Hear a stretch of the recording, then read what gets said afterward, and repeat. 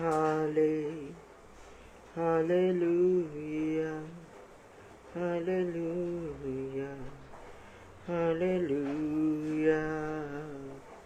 हो तेरी स्तुति और आराधना करता हूँ मैं तुझसे ये प्रार्थना।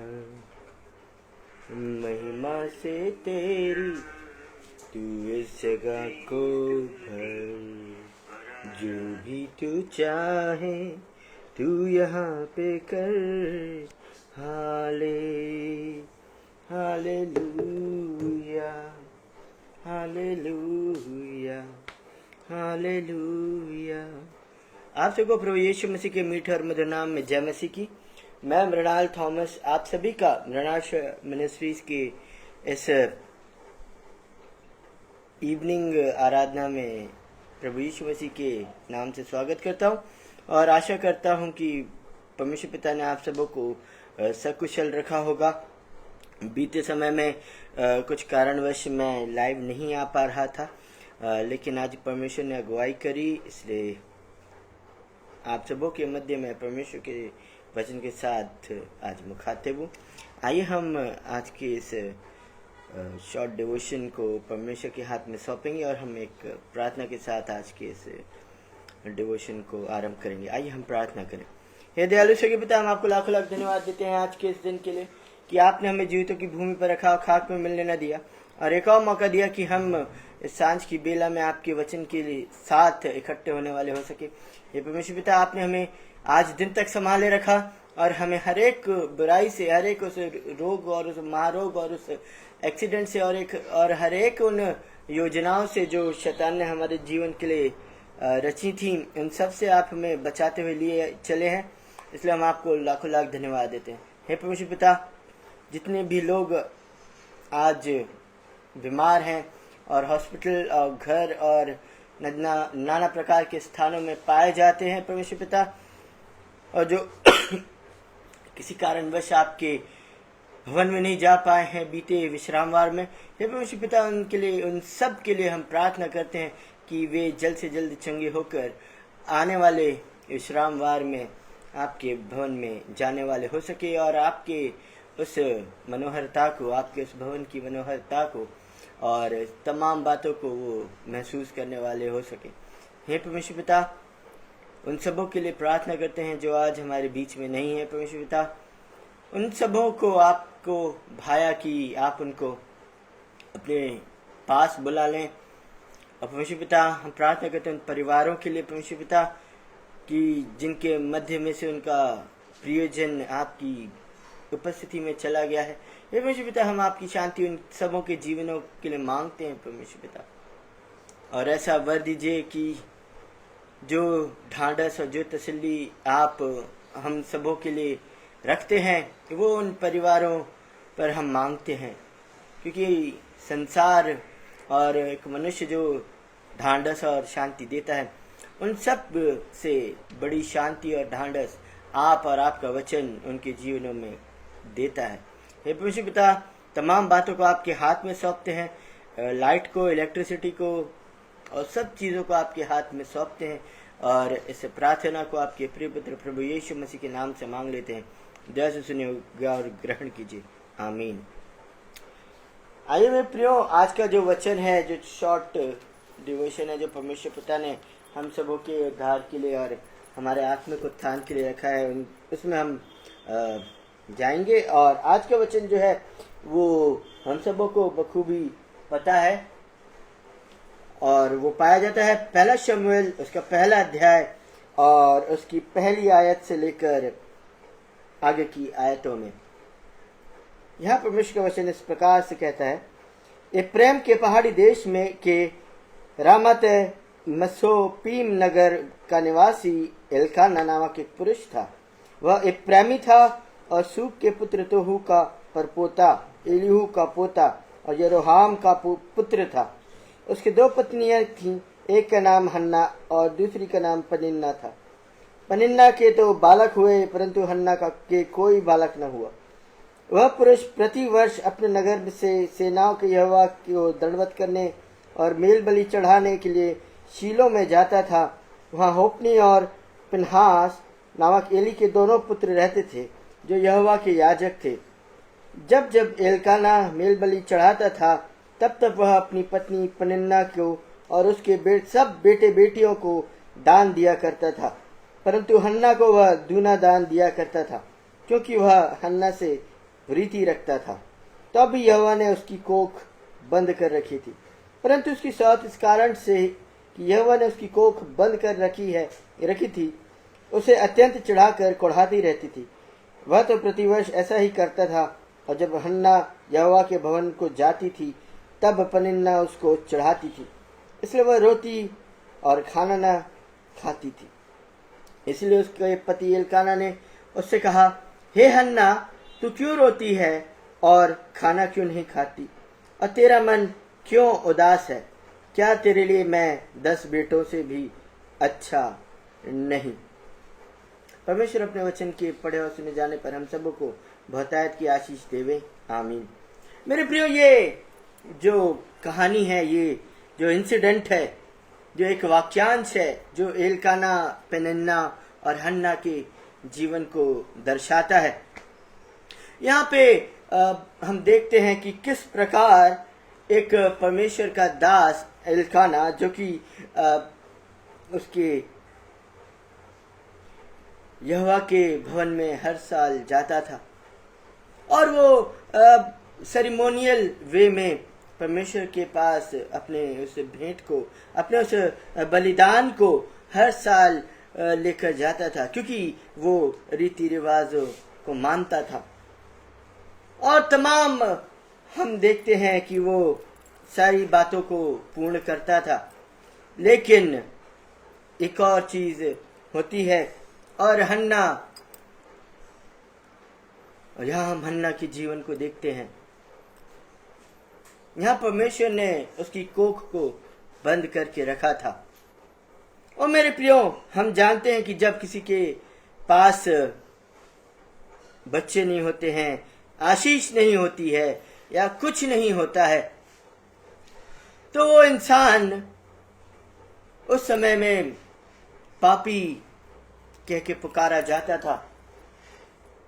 क्यों? क्योंकि परमेश्वर ने उससे उस भली वस्तु को रख छोड़ रखा था।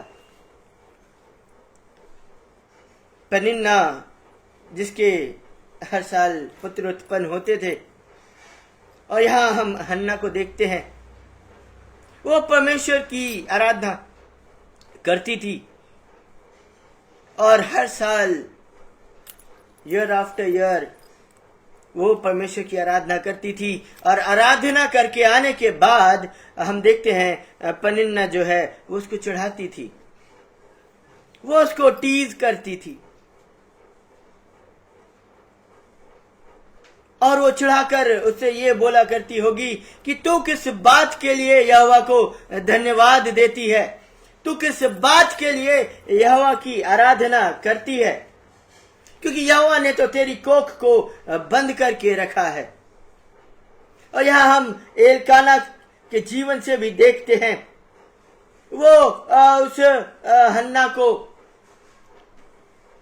जब वो बलिदान करने जाता था यहोवा की उपस्थिति में, तो पनिन्ना से दूना भाग हन्ना को देता था। वो उसको कॉम्पेंसेट करता था, और वो उससे बोलता था, क्या मैं तेरे लिए 10 पुत्रों से अच्छा नहीं हूं? मैं क्या किसी चीज से कम हूं? कई बार मेरे प्रियो, हमारे जीवन में भी ऐसा होता है। हम परमेश्वर की आराधना तो दिन रात करते हैं, हर एक चीज से करते हैं। हम यहोवा के भवन में जाते हैं, यहोवा की उपस्थिति में जाते हैं, और आराधना के गीतों को गाते हैं, वचन सुनते हैं हर रविवार को। As a ceremony, as a हम बोलते रीति रिवाज के कारण हम हर संडे अपने अपने चर्चेस में जाते हैं, आराधना करते हैं।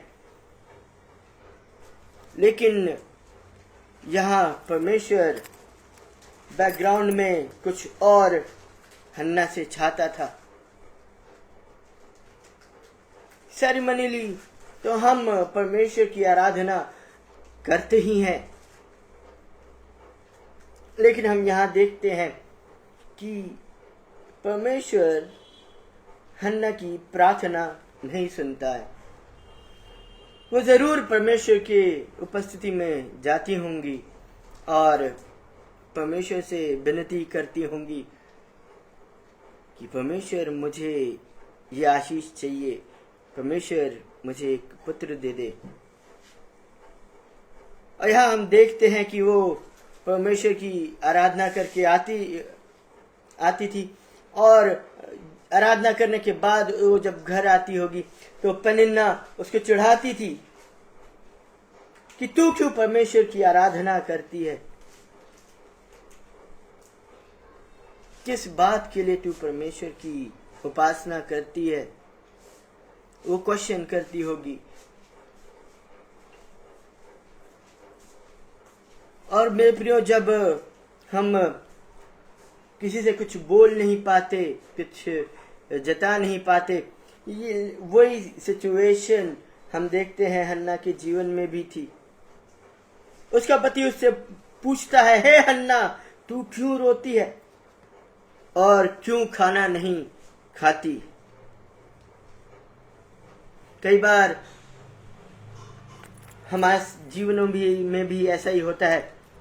हमारे प्रियजन भी हमारे उन बातों को समझ नहीं पाते हैं। कोई हमारी बातों को समझ नहीं पाता है कि हम किस वेदना से गुजरते हैं। और हम क्या करते हैं कि हम अपनी वेदना जो होती है वो कई बार मनुष्यों के सामने प्रकट करके रख देते हैं। और यहाँ हम हन्ना के जीवन से एक बात सीखते हैं। She didn't even accounted Elkanah. उसने अपने पति को अपने सुख का मूल्य नहीं जाना। वो जानती थी कि उसको पुत्र देने वाला, उसको संतान देने वाला उसका पति नहीं है। वचन भी कहता है, तू यहोवा को अपने सुख का मूल्य जान और वह तेरे सारे मनोरथों को पूरा करेगा। Delight yourself in the Lord and he will give you the desires of your heart। लेकिन हम देखते हैं हन्ना जो है वो चाहती तो वो एल्काना से अपनी उस व्यथा को व्यक्त कर सकती थी कि तूने मुझे बच्चा नहीं दिया, तेरे कारण आज मेरे पास औलाद नहीं है, तेरी दूसरी बीवी मुझे चिढ़ाती है, मेरी कमियों को बताती है, मुझे ये दर्शाती है कि मैं पापी हूं, मेरे में कुछ कमी थी, मेरी आराधना में कोई कमी है जिसके कारण परमेश्वर ने वो आशीष मुझसे रोक रखी है। लेकिन वो ऐसा कुछ भी नहीं करती है। वो सालों साल वो अपनी आराधना को करती रहती है। लेकिन एक दिन, एक समय, एक ऐसा क्षण आता है जब उसके उस सब्र का बांध टूट जाता है और वो क्या करती है। 9वीं आयत में हम पाते हैं, तब शीलो में खाने और पीने के बाद हन्ना उठी और यहोवा के मंदिर के चौखट के एक बाजू के पास एली याजक कुर्सी पर बैठा हुआ था। वह मन में व्याकुल होकर यहोवा से प्रार्थना करने और बिलख बिलख कर रोने लगी। व्याकुल होकर, anxiously she prayed to God anxiously। और हम उसकी प्रार्थना की इंटेंसिटी भी देख सकते हैं कि वो रो रो कर वो परमेश्वर पर इल्जाम नहीं लगा रही है। कई बार हम जब खुशी के माहौल में रहते हैं तब ही हम परमेश्वर की आराधना करते हैं। लेकिन जब परमेश्वर हमसे कुछ आशीषों को हमसे दूर रखता है, तब हम परमेश्वर की आराधना तो दूर, हम परमेश्वर को कोसने लगते हैं कि क्या फायदा कि हम तेरी आराधना करें, हम तेरी उपासना करें, हम तुझे कुछ सराहें।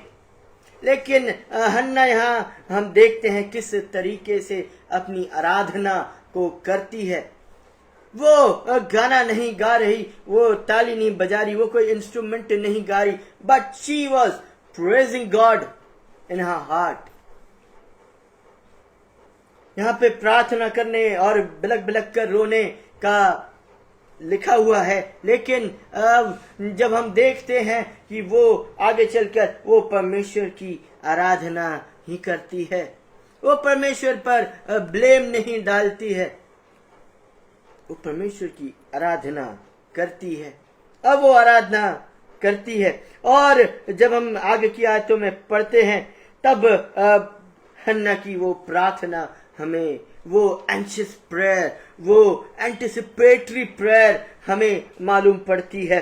और उसने यह मन्नत मानी, हे सेनाओं के यहोवा, यदि तू अपनी दासी के दुख पर सचमुच दृष्टि करे और मेरी सुधि ले और अपनी दासी को भूल न जाए और अपनी दासी को पुत्र दे, तो मैं उसे उसके जीवन भर के लिए यहोवा को अर्पण करूंगी और उसके सिर पर छुरा फिरने न पाएगा। This is a core of human worship। यहाँ हम देखते हैं हन्ना की उस आराधना को। If you remember your servant, कई बार हम भी परमेश्वर से यही बोलते हैं कि क्या तू हमें भूल गया है, क्या तू हमें भूल गया है, हमारी आराधना को भूल गया है, हमारी प्रार्थनाओं को भूल गया है। लेकिन कई बार आराधना के उस भाग में हम पहुंच नहीं पाते जहां हम परमेश्वर को कुछ दे सके। यहाँ हम देखते हैं कि हन्ना जब व्याकुलता से भर गई, जब एंक्शियसनेस से भर गई, तब उसने वो आराधना करी जो परमेश्वर हम सबों से आज की शाम जिस तरह की आराधना को मांगता है। आराधना सिर्फ गाना गाना या ताली बजाकर गाना और या हाथ ऊंचे कर कर परमेश्वर की आराधना करना, ये नहीं है। परमेश्वर की आराधना करना वो है जब हम परमेश्वर को कुछ सौंप सके, जब हम परमेश्वर की उस वेदी के पास कुछ ला सके। और यहाँ हम देखते हैं कि हन्ना जो है वो अपने पुत्र को उस वेदी के पास लेकर आती है, रोते बिलखते। 12वीं आयत में हम देखते हैं, जब वह यहोवा के सामने ऐसी प्रार्थना कर रही थी, तब एली उसके मुंह की ओर ताक रहा था। हन्ना मन ही मन कह रही थी, उसके होंठ तो हिलते थे परंतु उसका शब्द न सुन पड़ता था, इसलिए एली ने समझा कि वह नशे में है। तब एली ने उससे कहा, तू कब तक नशे में रहेगी, अपना नशा उतार। ये कैसी आराधना कि हम आराधना कर रहे हैं और लोग हमारा मजाक उड़ा रहे हैं। This is how our Lord Jesus Christ told us to pray, कि जब तू प्रार्थना करे अपने कोठरे में जा, किवाड़ बंद कर और अपने पिता से जो गुप्त में है प्रार्थना कर। तब तेरा पिता जो गुप्त में है तेरी सुनकर तुझे सबके सामने प्रतिफल देगा। And this is what she is doing। वो अपने उस कोठरे में थी जहां से उसकी प्रार्थना सिर्फ और सिर्फ उसके और परमेश्वर के बीच में, वो उसकी जो थी आराधना, वो आराधना सिर्फ परमेश्वर और उसके बीच में थी। कोई नहीं उसको सुन पा रहा था। परमेश्वर की आराधना चिल्ला चिल्ला कर, हाथ उठा उठा कर और बीच सड़क के पे, बीच चौराहे पे जाके प्रार्थना करने को आराधना और प्रार्थना नहीं कहते मेरे प्रियो। सच्ची आराधना वो है जहां आप और आपका परमेश्वर रहते हैं। वहां वो आराधना किसी को न सुनाई दे, न समझ में आए। वो अपने उस इनर रूम में प्रार्थना कर रही थी, आराधना कर रही थी। और एली उसको ये जान पड़ा कि वो नशे में है, लेकिन वो बोलती नहीं। 15वीं आयत में हम देखते हैं, हन्ना ने कहा, नहीं हे प्रभु, मैं तो दुखिया हूँ, मैंने न तो दाख मधु पिया है और न मदिरा। मैंने अपने मन की बात खोल कर यहोवा से कही है। आप अपने मन की बात किससे खोल कर रखते हैं? मनुष्यों से, पास्टर से, या किससे? यहाँ हन्ना ने उस आराधना के उस लेवल को हमारे बीच में रखा है। वो एक बेंचमार्क जो परमेश्वर हम सब से चाहता है कि हम वो उसी बेंचमार्क को सेट करें। किस प्रकार से हमें आराधना करनी चाहिए। अपनी दासी 16वीं आयत में, अपनी दासी को ओछी स्त्री न जान, जो कुछ मैंने अब तक कहा है वह बहुत ही शोकित होने और चढ़ाए जाने के कारण कहा है। एली ने कहा, कुशल से चली जा, इज़राइल का परमेश्वर तुझे मन चाहा वर दे।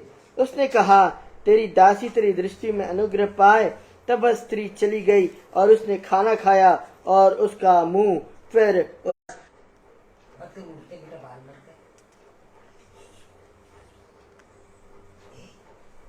यहाँ हम देखते हैं किस प्रकार से हन्ना का विश्वास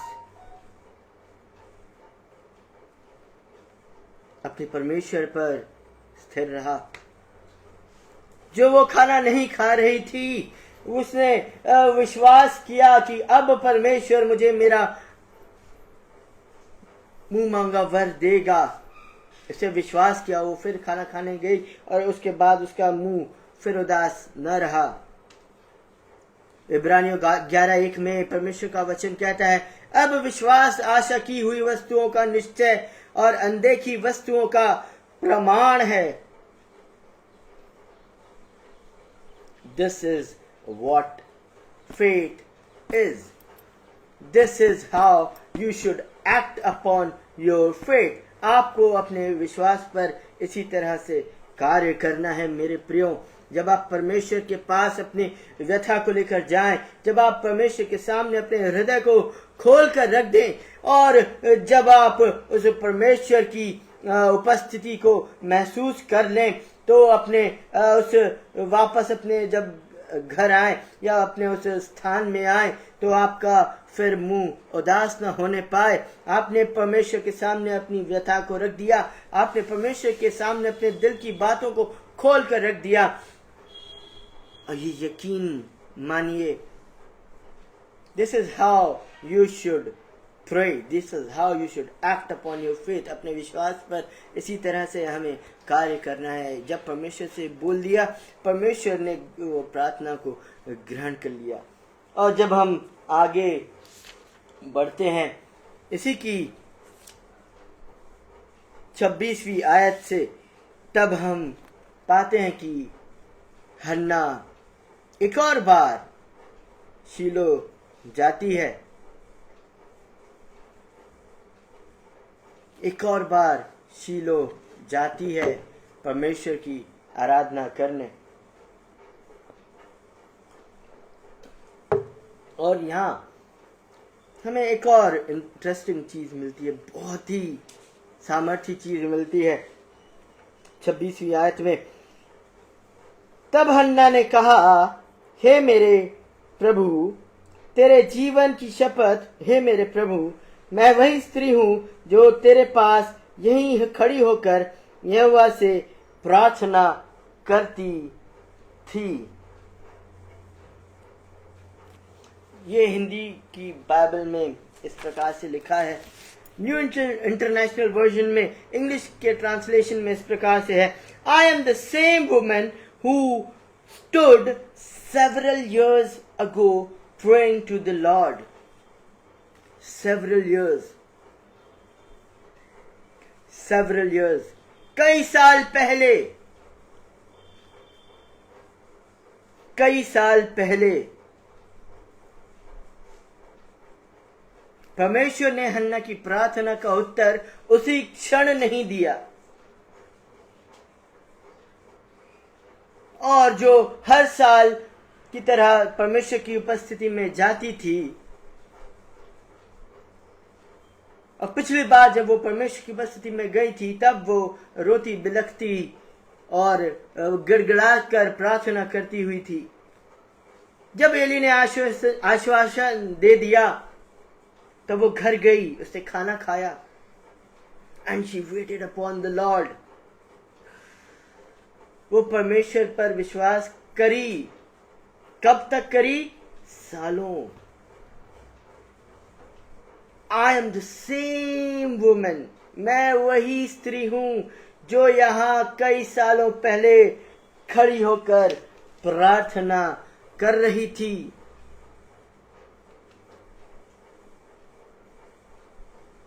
कई साल, यहाँ पे विवरण नहीं है कितने सालों बाद परमेश्वर ने हन्ना की प्रार्थना का उत्तर दिया।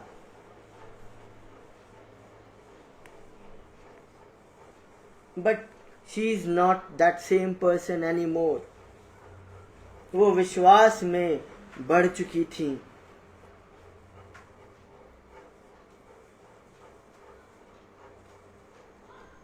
यह वही बालक है जिसके लिए मैंने प्रार्थना करी थी। 27वीं आयत में बाइबल हमें कहती है, यह वही बालक है जिसके लिए मैंने प्रार्थना की थी और यहोवा ने मुझे मुंह मांगा वर दिया। इसलिए मैं भी उसे यहोवा को अर्पण कर देती हूँ कि यह अपने जीवन भर यहोवा ही का बना रहे। तब उसने वहां यहोवा को दंडवत किया। एक समय था जब वह रोते बिलाते गिड़गिड़ाकर प्रार्थना कर रही थी, आराधना कर रही थी, और अब यहाँ वो सैक्रिफिशियल आराधना कर रही है।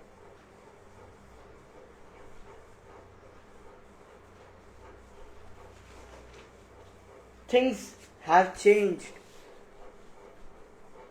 Tables have turned. आप किस प्रकार से यहोवा की आराधना करते हैं मेरे प्रियो? क्या जब परमेश्वर हमें सब कुछ देता है, हमारे मनोकामनाओं को पूरा करता है, क्या हम तभी परमेश्वर से प्रार्थना करते हैं? तो क्या तभी हम परमेश्वर की आराधना करते हैं? क्या जब हम आराधना करते हैं तो क्या हम परमेश्वर के सम्मुख कुछ लेकर जाते हैं?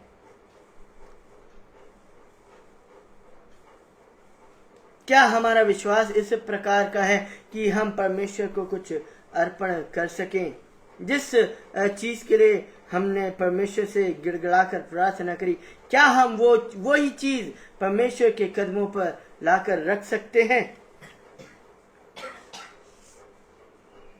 और जब हम आगे पढ़ते हैं, पहला शमूएल 3 और उसका 3 अध्याय और उसकी 3 आयत, पहला शमूएल 3 अध्याय और 3 आयत में यहाँ हम देखते हैं कि जब हन्ना ने आराधना करी, जब हन्ना ने अपने सच्चे दिल से आराधना करी, तो क्या होता है?